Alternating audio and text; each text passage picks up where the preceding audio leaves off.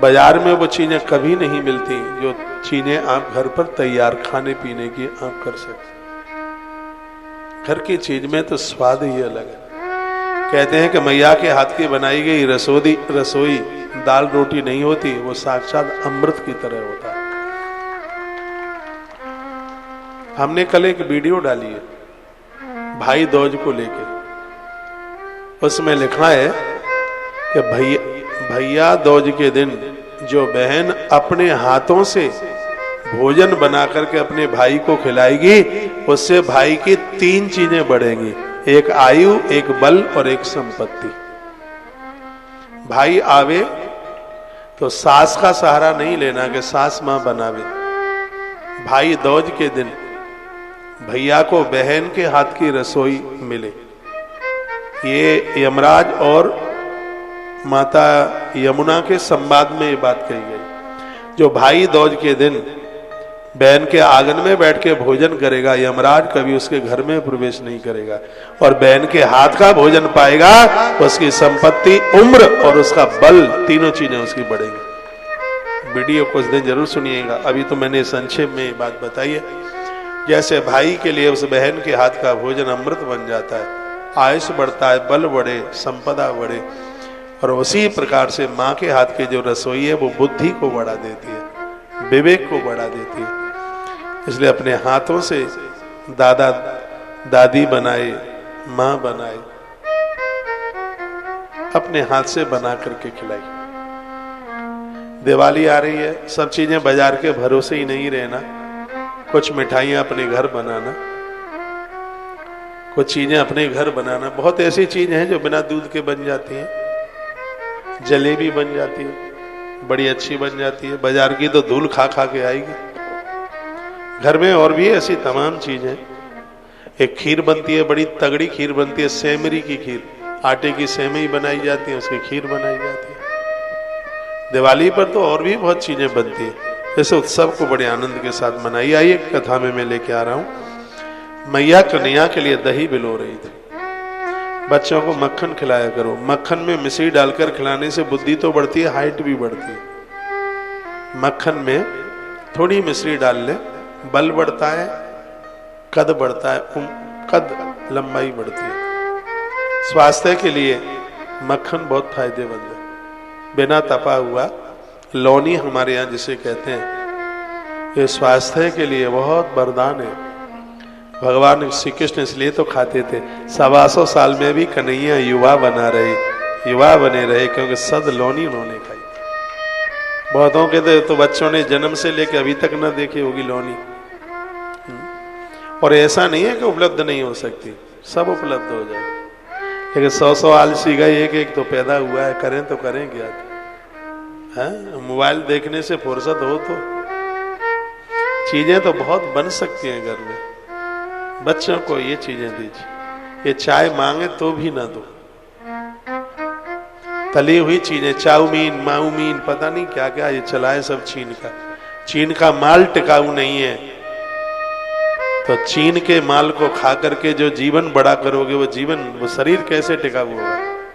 आजकल तो माताएं बच्चों को जन्म देने से पहले चाउमीन खाती हैं। देखो बात, फिर देखो फिर उसके परिणाम क्या हुए।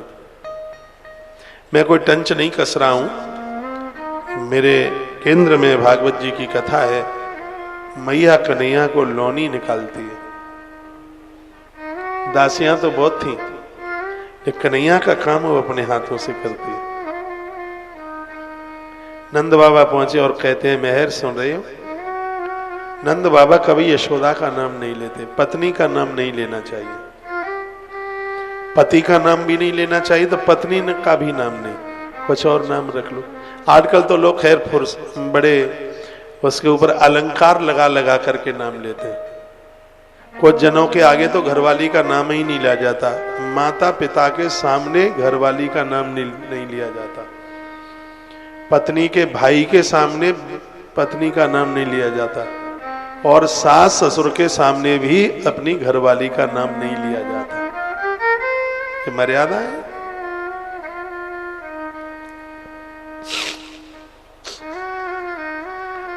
नंद बाबा कहते हैं, मेहर सुन रही हो? अक्रूर आए हैं तो कहे तो मैं कन्हैया को ले जाऊं, जल्दी वापस ले आऊंगा। मैया रो पड़ी, कहने लगी कन्हैया बलराम के बिना मैं जीवित नहीं रहूंगी, इन्हें न ले जाइए।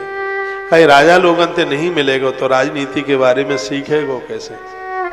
मैया बोली हमें काऊ की राजनीति नहीं चाहिए, बालकन को यहीं छोड़ दो। नंद बाबा वापस चले गए। कृष्ण को पता चला, कृष्ण आए। मैया के सामने हिम्मत नहीं पड़ रही थी, कैसे बोल दें कि मां अब मैं तुझे छोड़ के जा रहा हूं। गोकुल के लिए वो दिन कितना अशुभ रहा हुआ,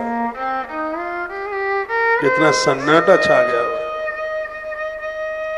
चूल्हे नहीं जले थे उस दिन, गायों ने पानी तक नहीं पिया। कहते हैं कि गोपियों ने चूल्हा जलाया था तो जलती हुई लकड़ी में से पानी टपक रहा था।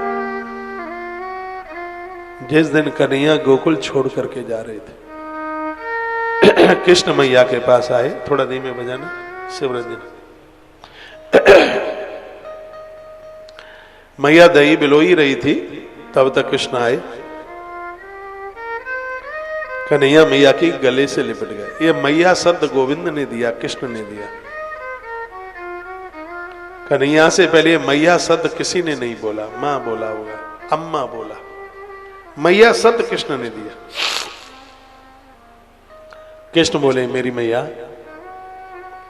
आज तक मैंने तोसों कहूं कछु नहीं मांगो। तेने जो दयो वही मैंने खायो, तेने जो पहनायो वही मैंने पहन लियो। तो ते आज कछु मांगवे के काज में आयो हूं, पहले तो जो बता तू देगी कि नहीं।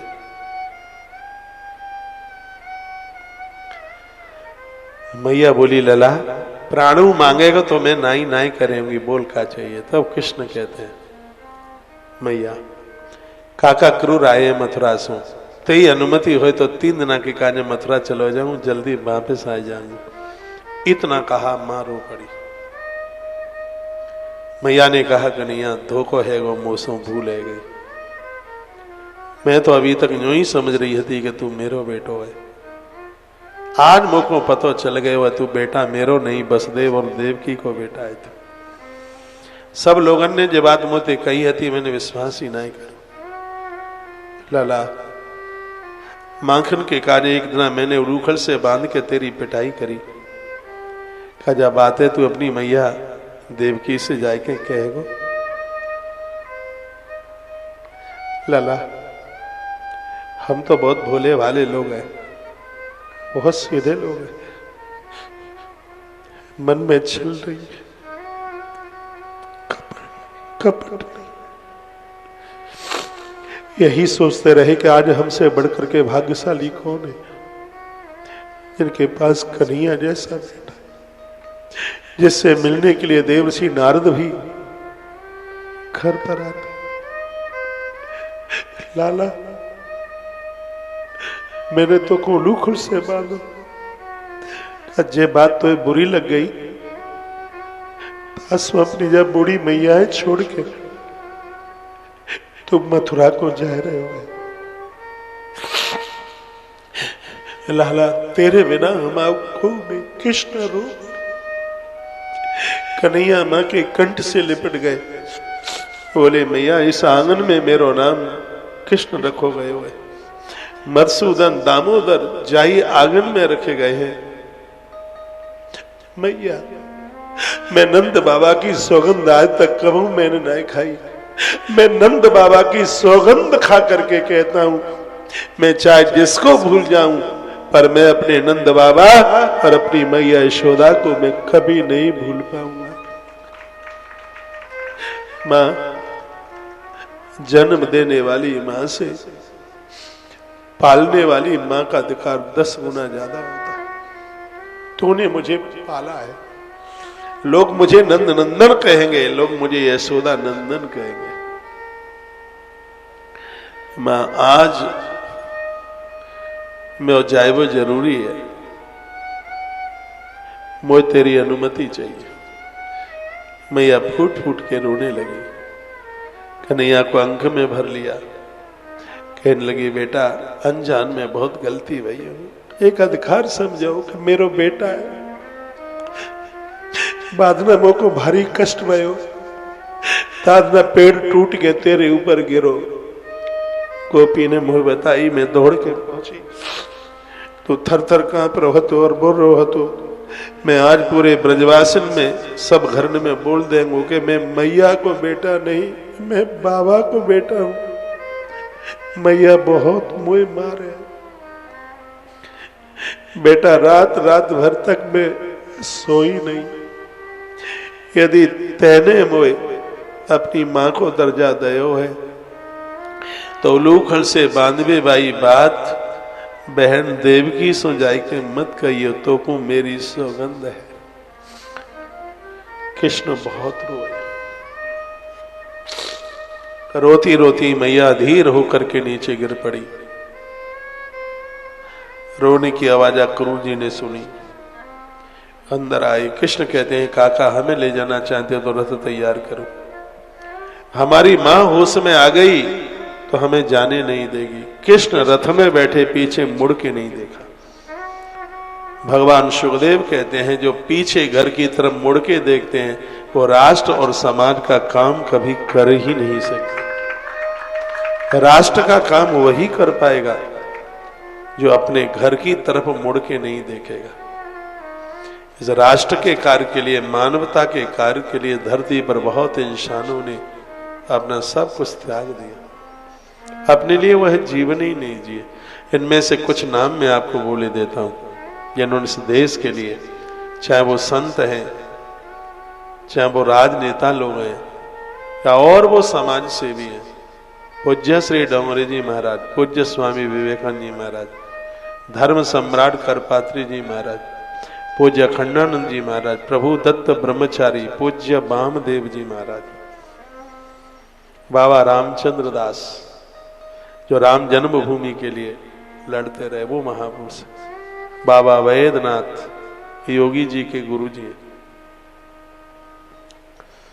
सुभाष चंद्र बोस, तांतिया टोपे, झांसी की रानी लक्ष्मीबाई। 16 साल की उम्र में फांसी के फंदे पर एक पहला बच्चा झूल गया। बंगाल की धरती का खुदीराम बोस, स्वतंत्रता सेनानी अद्भुत। ये देश की स्वतंत्रता के लिए धन्य है वो मां जिसका 16 साल का बच्चा। मैंने पहली बार जब खुदीराम बोस को पढ़ा, मेरी आंख में से नहीं, मेरे रोम में से भी आंसू निकल रहा था। खुदीराम बोस, ये वह महानुभाव थे जिन्होंने पीछे मुड़ करके नहीं देखा। भगत सिंह, सुखदेव गुरु, बहुत महापुरुषों में, महात्माओं में हुए जिन्होंने पीछे मुड़ के देखा नहीं। ये देश के लिए, धर्म के लिए, राष्ट्र के लिए कितना समर्पण भाव से वो समर्पित हो गए थे। पीछे मुड़ करके नहीं देखा। सुखदेव भगवान कहते हैं, जो पीछे मुड़ के देखेगा वो राष्ट्र और समाज का काम कर ही नहीं सकता। गोपियों को सूचना मिली, गोपियां दौड़ती आई। क्रूरस्त अक्रूर समाख्यायास मनहक चक्षुर यदत्तम हर्षे बता गया। हे अक्रूर, ये तो बताता जा, कौन सी मां सीधी सादी भोली भाली मां थी जिसने तेरा नाम अक्रूर रख दिया? अक्रूर नहीं, तेरा नाम तो क्रूर होना चाहिए था। आज हमारे प्राण धन को तू हमसे छीन के लेके जा रहा है। गोपियों ने रथ चारों तरफ से घेर लिया। कृष्ण रथ से नीचे उतर गया। स्त्री नाम रुदंती नाम उदते सवतर था। गोपियां इस प्रकार से रो रही थी, रोते रोते, रात भर रोते रोते निकली, दिन भी रोते रोते। हाथ जोड़े, कहा श्याम सुंदर, हमें नहीं पता था, हम निर्मोही। हो सकता है हमसे कोई भूल हुई होगी, लेकिन भले बुरे जो हैं आपके। कृष्ण ने गोपियों को समझा। गोपियों की भक्ति बड़ी अद्भुत है। ईश्वर के साथ कितना प्रेम हो वो कोई गोपियों को पढ़े। गोपियां पढ़ी लिखी नहीं थी, स्कूल का मुंह नहीं देखा, तो गोपियां वह बोली जो एक बहुत बड़ा पारदर्शी महापुरुष महात्मा भी नहीं बोल पाया। गोपियां कहती हैं, गोविंद दो तरह के लोग होते हैं, एक वो मिलने पर दुख देता है, एक वो बिछुड़ने पर दुख देता है। जो मिलने पर दुख देता है वो घटिया लोग होते हैं, जो बिछुड़ने पर दुख देते हैं वो आप जैसे होते हैं, वो अद्भुत होते हैं। ऐसे हम बने, किसी के बीच से जाएं तो लगे कि बिटिया की विदाई हुई है। हमारे मिलने से किसी का अशुभ न हो, हमारे मिलने से किसी का बुरा ना हो, हमारे मिलने से कोई लुटे नहीं, हमारे मिलने से कोई उजड़े नहीं, हमारे मिलने से तो लोग बसने चाहिए। संदेश है। गोपियां कहती हैं केशव आप उनमें से हैं, बिछोड़त एक प्राण हरि ले। मत जावे समरिया छोड़ जिए कैसे तेरे बिना, जब जब याद तुम्हारी आवे कौन हमारे दिल को समझावे।